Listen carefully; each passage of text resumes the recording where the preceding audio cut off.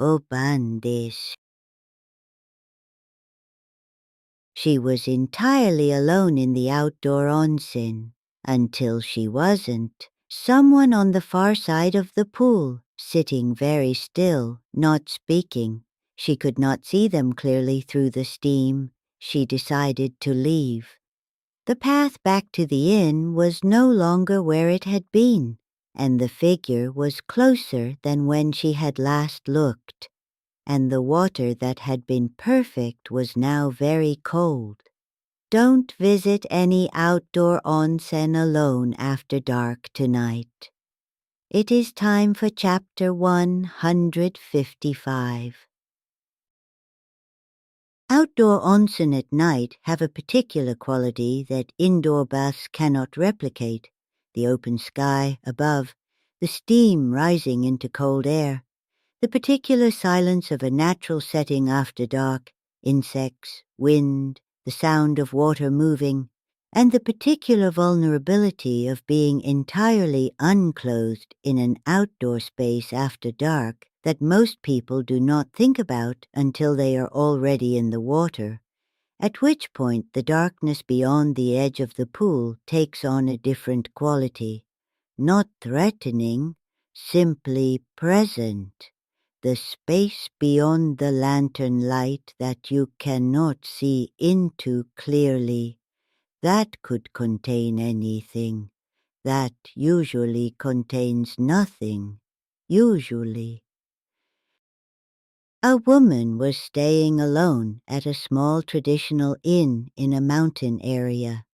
The inn had an outdoor onsen, a natural hot spring pool set among rocks and pine trees, accessible via a short stone path from the inn's back entrance.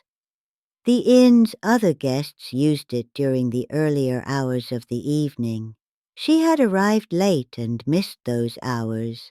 She decided to use it alone after the other guests had gone to bed. The attendant at the inn's desk said this was perfectly fine. The onsen was available at all hours. She changed, took the stone path through the pine trees in the dark, found the pool exactly where the inn's map indicated. The water was perfect. The night sky above was clear. She was entirely alone. She lowered herself into the water and exhaled completely for the first time in weeks. She had been in the water perhaps 20 minutes when she became aware of the figure. On the far side of the pool, which was not large, perhaps 8 meters across at its widest point. The figure was sitting in the water, very still. She could not see them clearly through the steam that moved across the surface between them.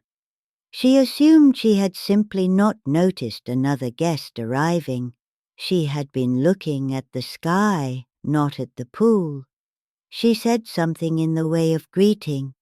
The figure did not respond, simply sat. She looked toward the stone path, still visible in the dim light of the lanterns. She decided to leave. If these stories have found their way to you, if you find yourself returning to this quiet room, there is something small you can do. Like and subscribe. It tells me, and whatever else watches from this room, that you were here and that you intend to find your way back. If you have a story of your own, Granny is always listening, watching, waiting. She stood to leave. The water as she moved felt different. She looked down. The steam on the surface was the same. The pool appeared unchanged, but the water against her skin had shifted in temperature. Shakkoi, not the gradual cooling of water that has simply been sitting. Something more immediate, as though the temperature of the pool had changed in the time it took her to decide to leave. She looked toward the stone path again. It was not where it had been. The pine trees were the same, the lanterns were the same, the pool was the same, but the opening in the trees where the stone path had been was no longer visible. She looked across the pool at the figure. It was closer than it had been when she last looked directly at it. Not dramatically, simply closer, in the way of something that moves when you are not watching. I wonder, have you ever been somewhere that felt safe until one specific thing changed, and realized only after that thing changed that it had never quite been as safe as it felt? Perhaps the change was in the water, or in the path, or simply in how close something had become without you noticing. If you have a story of your own, this quiet room has space for your experiences too. Granny is always listening. She stayed in the pool. This was a decision she arrived at not from courage, but from the particular calculation of someone who understands that moving through cold, dark water toward a figure that has already moved closer is not obviously better than remaining still. She looked at the tree line carefully, methodically, looking for any gap that might be the path. The figure did not move while she was looking at the trees. She was aware of this without being able to explain how she was aware of it, simply the sense of something that moves only when not directly observed. She found the path, a different section of the tree line than she had originally entered from, simply there, as though it had always been there. When she looked at the right section of trees, she moved toward it without looking back at the pool. You are still here. Good. Some stories need a witness all the way to the end. I wonder if you were in water that had gone cold and something was moving closer when you looked away. Would you move toward the trees, or would you stay still? She reached the path, moved up it quickly without running. Running felt wrong in a way she could not explain, simply felt like the wrong thing to do. Reached the inn's back entrance.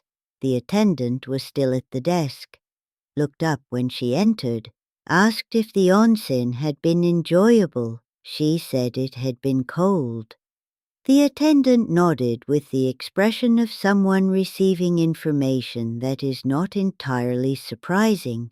Said the outdoor pool sometimes ran cold late at night.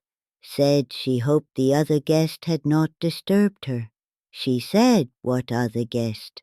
The attendant said there had been one other guest registered who sometimes used the outdoor onsen very late. Described them. She stood at the desk for a moment, then asked when that guest had last visited the inn. The attendant looked at the register, said a date. "Several years ago." "Nda," she said to me when she told me this story. "That's right. That's exactly right."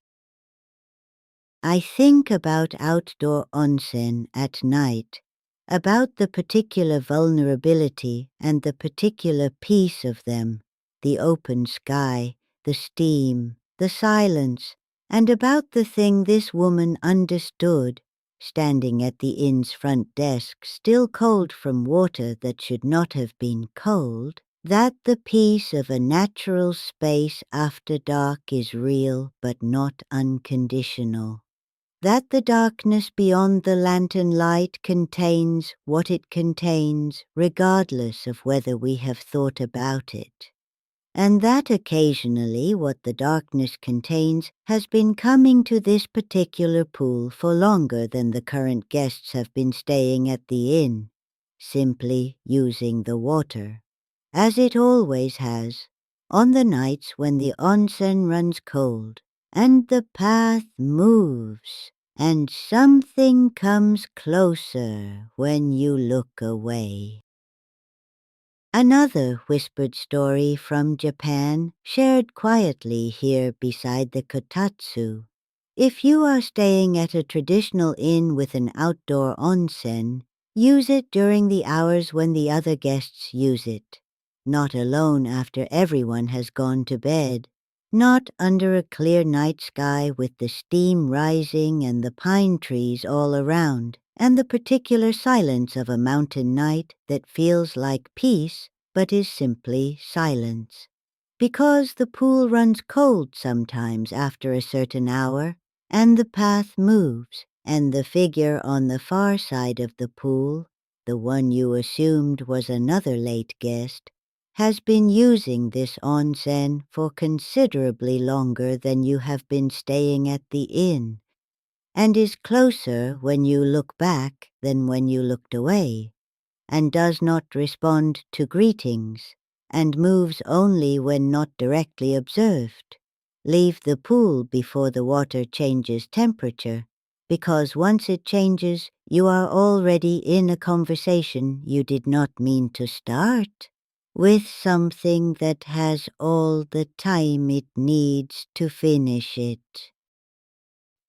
If this story stayed with you, if the dark or the shadow feels a little closer tonight, you know where to find me. I am always here beside the kotatsu, watching, waiting. And if you wish others to find their way here too, there is something small you can do. Like and subscribe. I would not object. And if you have a story of your own, this quiet room has space for your experiences too. Granny is always listening.